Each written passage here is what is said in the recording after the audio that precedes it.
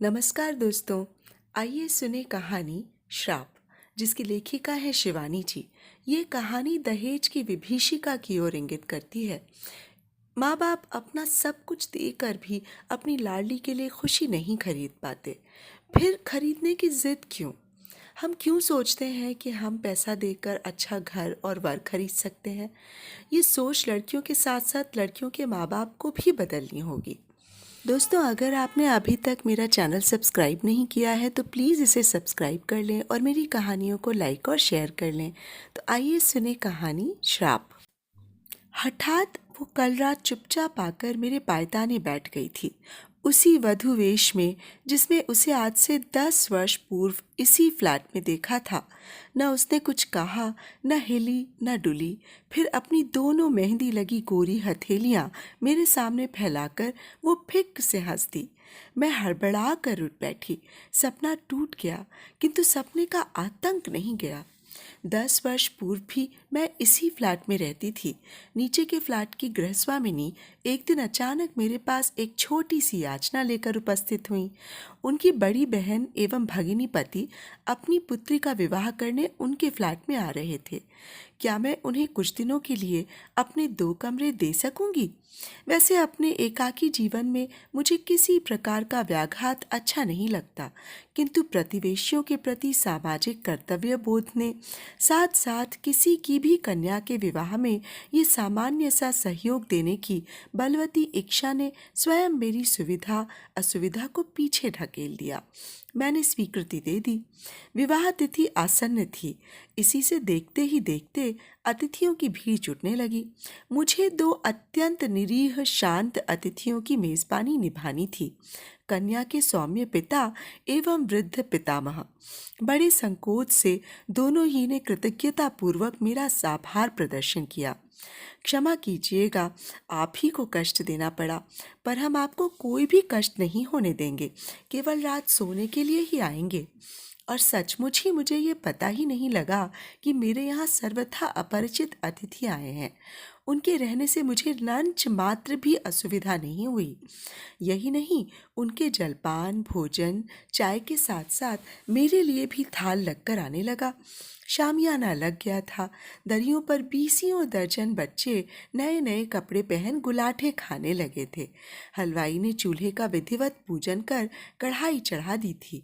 मैली बनियाइन को छाती पर चढ़ा उन्नत उदर खुजाता हुष्ट पुष्ट हलवाई बमगोले से बूंदी के लड्डू और ढाल सी मठरियां बनाता बड़े से टोकरे में रख रहा था कि सहसा शोर मचा। अशर्फी देवी जल गईं।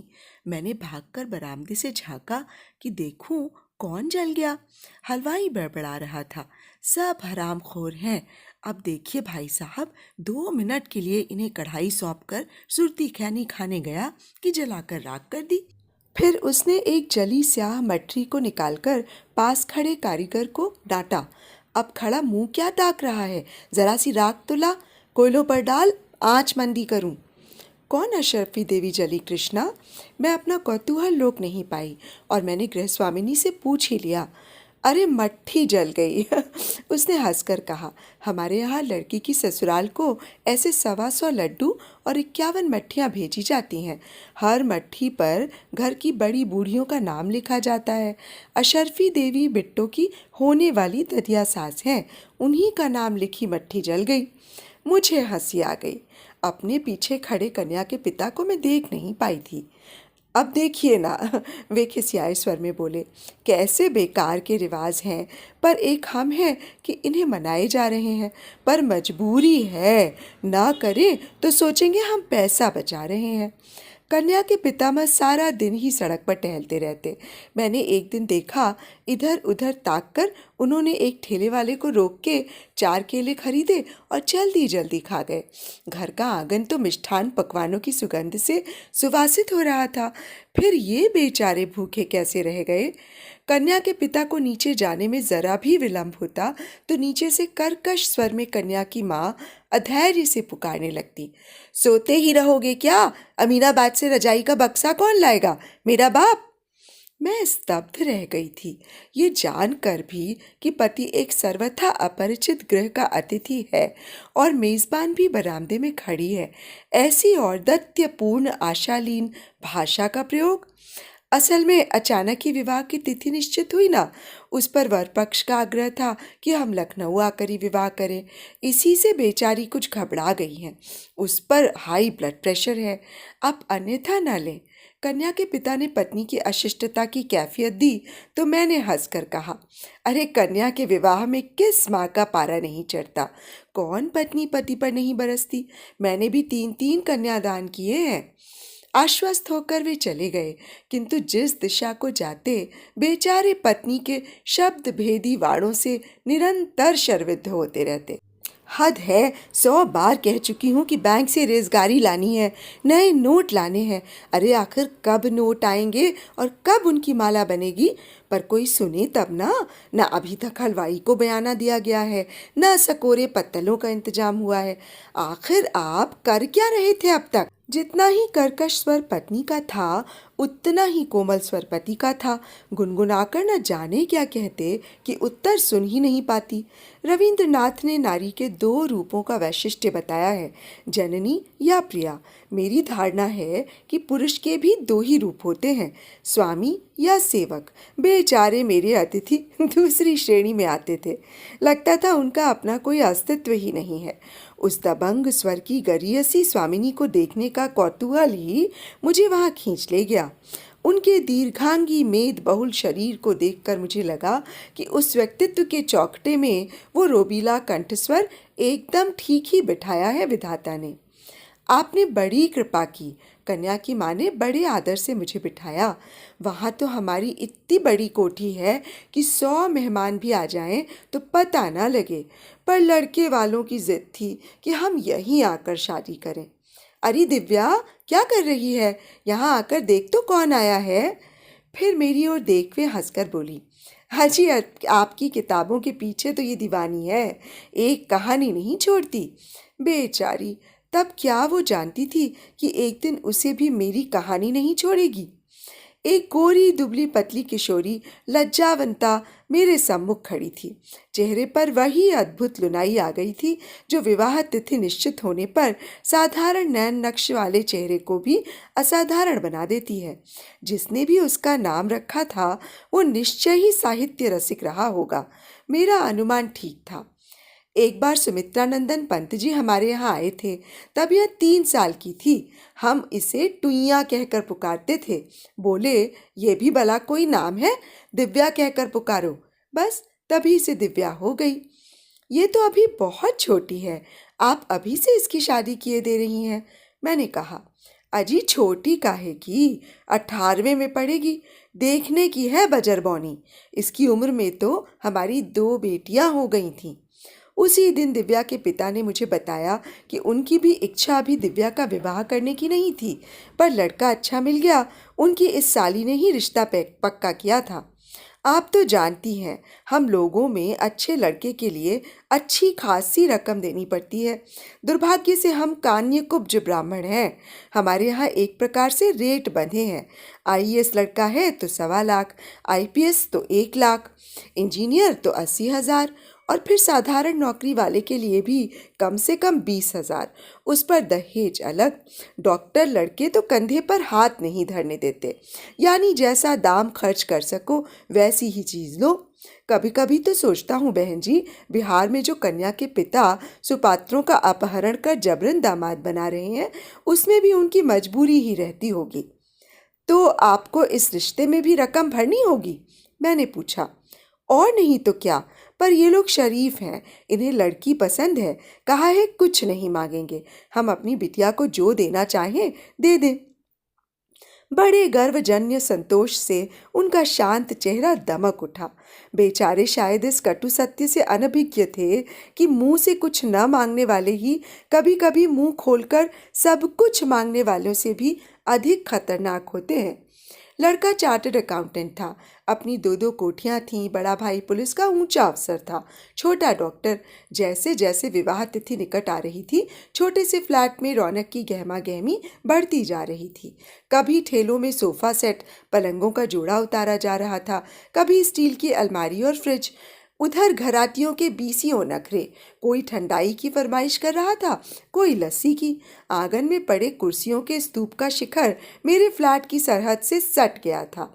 बच्चों की चें चें पे पे, स्त्रियों का कलरव संध्या होते ही और घनीभूत हो उठता। उधर कन्या के ताऊ ताई बुलंद शहर से अचानक उस समय आ टपके थे जब उनके आने की आशा त्याग दी गई थी। कभी कभी नीचे चल रहे दो बहनों के वार्तालाप का स्वर बड़े दुस्साहस से मेरे कमरे की दीवालों को भेद कर चला आता। स्पष्ट था कि कन्या की जननी एवं ताई के संबंध बहुत सुविधाजनक नहीं थे। कन्या की माँ एक दिन कह रही थी, अरे आज तक कोई जेठानी देवरानी का सुख देख सुखी हुई जो हमारी महारानी होंगी।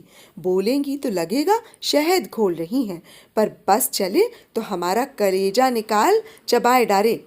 मैं सोचती हूँ नारी स्वभाव की जितनी अभिज्ञता विवाहादि अनुष्ठानों में बटोरी जा सकती है, उतनी शायद जीवन भर इधर उधर विभिन्न ग्रहों के अंतरंग कक्षों में झांक झूंक कर भी नहीं बटोरी जा सकती। मैं देख रही थी कि जहाँ आमोद प्रमोद, खिलाने पिलाने, नाचने गाने की भूमिका संजोई जाती, झट से मुंह लटकाकर कन्या की ताई छत की मुंडेर पकड़ ऐसे खड़ी हो जाती जैसे वो किसी अपरिचित परिवार की भूल से न्योती गई अतिथि हो। कोई भी देखकर बता सकता था कि गृह की वो साज सज्जा, वृहत सुनियोजित आयोजन, बिजली की जगमगाहट, कन्या के चढ़ावे में आने वाले गहनों का सुना सुनाया लेखा जोखा ताई की छाती पर बीसियों विषधरों को लौटा रहा है। उधर कन्या की माँ कमर में आंचल खोसे विवाह के कर्म क्षेत्र में अकेली डटी थी। कभी पति पर चिंघाड़ती, कभी हलवाइयों पर, और संध्या होते ही ढोलक लेकर बैठ जाती। यही नहीं, एक बार नाचने को कहा गया तो चट घुंघरू बांध ऐसा थिरकी कि क्या कोई बाईजी नाचेगी। विवाह का एक ही दिन रह गया था। अचानक मेरे लिए नीचे से बुलौआ आ गया। मैं जल्दी नीचे चली आऊं। वर पक्ष के अतिथि दहेज सामग्री का अवलोकन करने आ रहे हैं। ये भी उनके यहाँ की एक विशिष्ट अनिवार्यता थी। देखकर यदि कुछ फेरबदल करना हो तो कन्या के पिता को वही करना होगा। मैं नीचे गई और करीने से सजे विभिन्न उपकरणों को देखती ही रह गई। कौन सी ऐसी वस्तु थी जो बेचारे निरीह पिता ने नहीं जुटाई थी? साड़ियों का स्तूप, टेलीविजन, फ्रिज, इस्त्री, बर्तन, रेशमी रजाइयाँ, लट्ठे मलमल के थान, गैस का चूल्हा, सिलेंडर, बिजली के पंखे आदि आदि। इतने ही में अचानक स्त्रियों की भीड़ में भगदड़ मच गई। आ गए आ गए, कहती कन्या की माँ सिर पर आंचल खींच द्वारपाल की मुद्रा में सतर्क खड़ी हो गई। कहाँ गई वो तेजस्वी मुखमुद्रा और थानेदार का सा वो रौबीला कंठस्वर? वो है नीली खमीज वाला। अरे नहीं, वो तो छोटा भाई है। तब कौन? अजी वो है चेचकरू दाग वाला। हाय राम, ये तो दो बच्चों का बाप लग रहा है। विभिन्न फुसफुसाहटों के सूत्र से मैंने भी दूल्हे को पहचान लिया। तब क्या सचमुच इस अंधे के हाथ बटेर लगी थी? कहाँ दिव्या और कहाँ ये? किसी मांसहीन कंकाल को ही जैसे किसी ने पहना उड़ा के भेज दिया था। हाथ में छड़ी लिए पगड़ी बांधे ससुर ऐसे चले आ रहे थे जैसे कोई राज प्रमुख प्रजा के बीच से गुजर रहा हो। देखिए समधी जी, साड़ियों के स्तूप की ओर वर के पिता ने छड़ी घुमाई। हमारे घर की रुचि जरा सोफियानी है। वे ये सब तड़क भड़क की बनारसी कभी नहीं पहनेंगी। ये सब हटाकर कांजीवरम और चंदेरी गढ़वाल रखवा दें। यही फरमाइश मेरी लड़कियों ने भी की है। छड़ी से उन्होंने साड़ियों को ऐसे उथल पुथल दिया जैसे कोई स्वास्थ्य निरीक्षक सड़क की पटरी पर सड़ी गली सब्जी या खुले कटे तरबूज का ठेला उलट देता है। मुझे बहुत बुरा लगा। ये भी कोई तरीका है? कन्या पक्ष के इतने अतिथियों के सामने कन्या के पिता का ऐसा अपमान! अलग ले जाकर भी तो कह सकते थे। कन्या के पिता अंत तक हाथ जोड़े ऐसी व्यर्थ कृतज्ञ मुस्कानें बिखेरते रहे जैसे कह रहे हों, आपकी जूती मेरा सर। चलते चलते सहसा वर के पिता मुड़े। हमने तो आपसे कह ही दिया है, हम कुछ नहीं लेंगे। द्वारचार में हमारा और हमारे अतिथियों का स्वागत ठीक ठाक रहे, बस इसी का ध्यान रखिएगा। बस इसी आदेश के गूढ़ार्थ को बेचारा कन्या का पिता ग्रहण नहीं कर पाया। स्वागत तो अच्छा ही किया, अतिथियों के कंठ में अजगर से पृथुल फूलों के हार भी पड़े, गुलाब जल का छिड़काव भी हुआ, वर के लिए कहीं से मर्सिडीज भी मांगकर फूलों से भरपूर सजाई गई। आमिष निरामिष व्यंजन, विदेशी सुराग के क्रेट, क्या नहीं किया बेचारे ने। लड़की विदा होने लगी तो माँ और मौसी को रोते रोते गश आ गया, पर पिता हाथ बांधे समधी के सामने ऐसे खड़े हो गए जैसे दीनहीन चौबदार हों। एक ही रात में उनका दमकता चेहरा स्याह पड़ गया था। आप लोगों के स्वागत में कोई त्रुटि हुई हो तो क्षमा करें, उन्होंने धीमे स्वर में कहा। समधी की आंखों से अभी तक रात की खुमारी नहीं उतरी थी। काले चेहरे पर आरक्त आंखें इंजन के अग्नि स्तूप सी चमक रही थीं।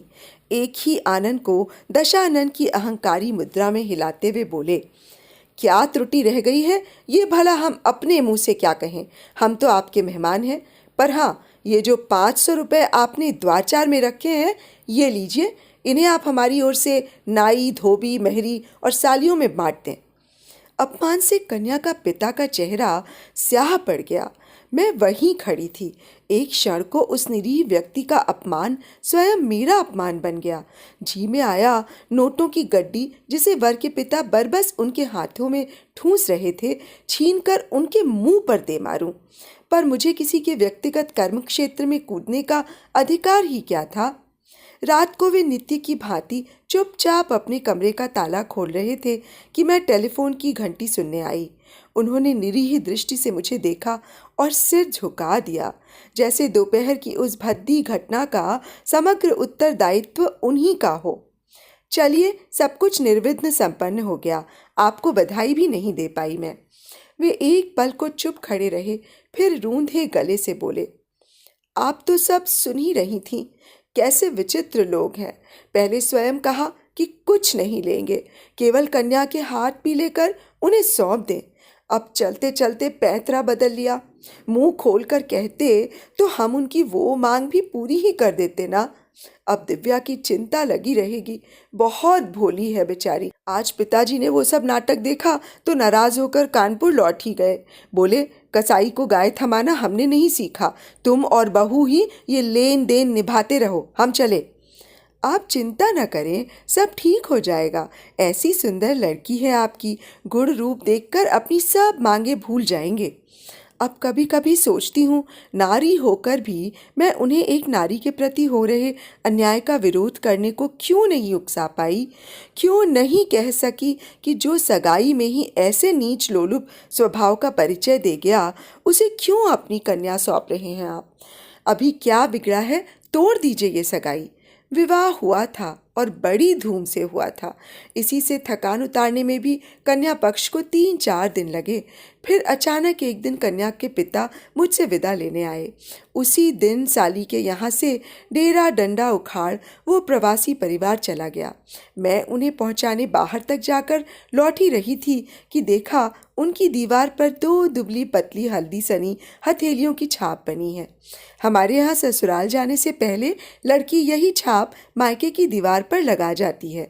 दिव्या की मौसी ने कहा, मन न जाने कैसा हो गया, क्या पुत्री का ये स्मृति चिन्ह सदा अम्लान रह पाएगा। धीरे धीरे प्रत्येक वर्ष की पुताई के साथ साथ वो छाप धुंधली पड़ती पड़ती रेखा मात्र रह गई थी। दिव्या के मौसा की बदली हुई, वहाँ दूसरा परिवार आ गया। उन्होंने दीवार पर डिस्टेम्पर करवाया और पूरे फ्लैट का नक्शा ही बदल दिया। एक दिन दिव्या की मौसी मिल गई। दिव्या कैसी है, मैंने पूछा। उस मासूम चेहरे को मैं भूल नहीं पाई थी। वो अब कहाँ है। एक लंबा सांस खींचकर उन्होंने कहा, क्या? विवाह के 4 ही महीने बाद गैस पर खाना बना रही थी, नायलॉन की साड़ी पहनी थी, आंचल में आग लगी, मिनटों में ही झुलस गई, दूसरे ही दिन खत्म हो गई। भारी मन से मैं घर लौटी। दीवार देखते ही वे धूमिल हथेलियां जैसे खोल कर मेरे सामने वो खड़ी हो गई। पर क्या सचमुच ही उसका आंचल अनजाने में आग पकड़ बैठा था? उसकी विदा के क्षण उसके ससुर का उग्र कंठस्वर फिर गानों में गूंज उठा। क्या त्रुटि रह गई है, ये भला हम आपको क्या बताएं? उसी त्रुटि को बताने तो कहीं उस दशानन ने उस फूल सी सुकुमार लड़की की हल्दी लगी हथेलियों की छाप सदा सदा के लिए मायके की दीवार से नहीं मिटा दी। पर ऐसा कुछ हुआ होता तो उसकी मौसी कुछ तो बताती, पर जो मौसी नहीं कह पाई वो स्वयं उसकी माँ आकर बता गई। किसी वकील की राय लेने लखनऊ आई थी, मुझसे मिलने भी चली आई। मुझे देखते ही रोने लगी।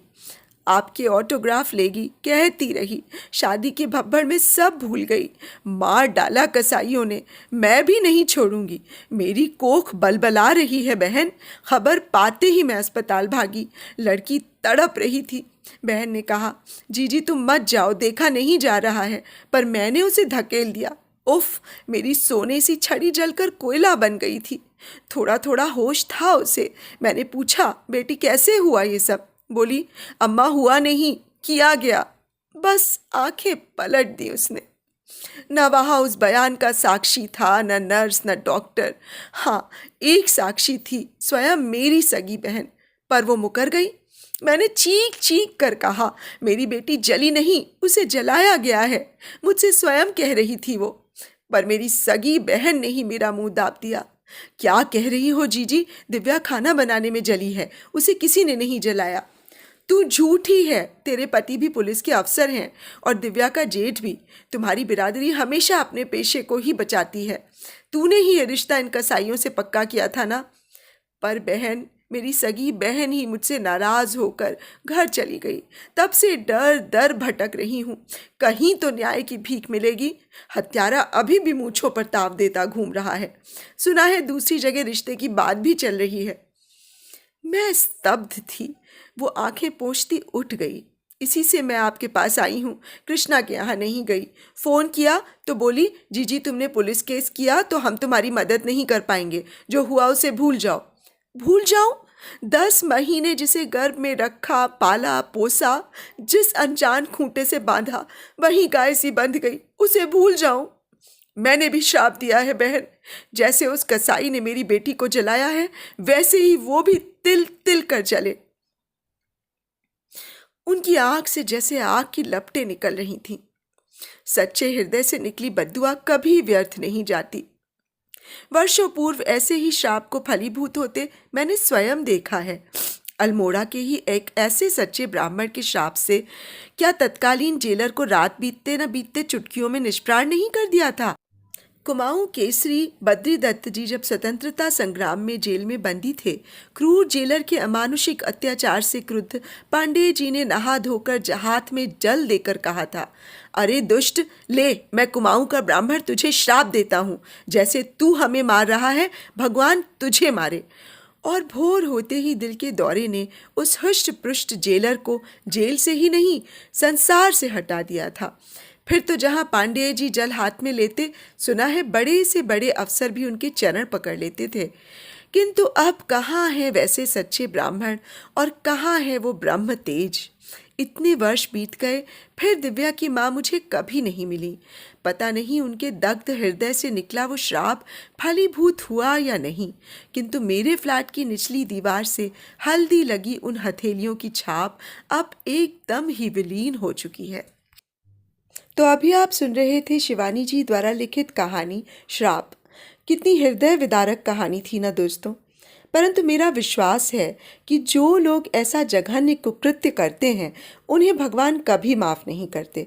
देर सवेर उन्हें इसी जन्म में दंड अवश्य ही मिलता है। मुझे समझ नहीं आता, लोगों को लज्जा नहीं आती अपने बेटों की बोली लगाते हुए। अरे बेचा तो ज़मीन जायदाद, घर द्वार और सामान जाता है, बेटे नहीं। आइए हम सब प्रतिज्ञा करें कि ना हम अपने बेटों के लिए दहेज लेंगे और ना बेटी की शादी के समय दहेज मांगने वालों के यहाँ रिश्ता पक्का करेंगे। तो अब मुझे इजाज़त दीजिए। नमस्कार।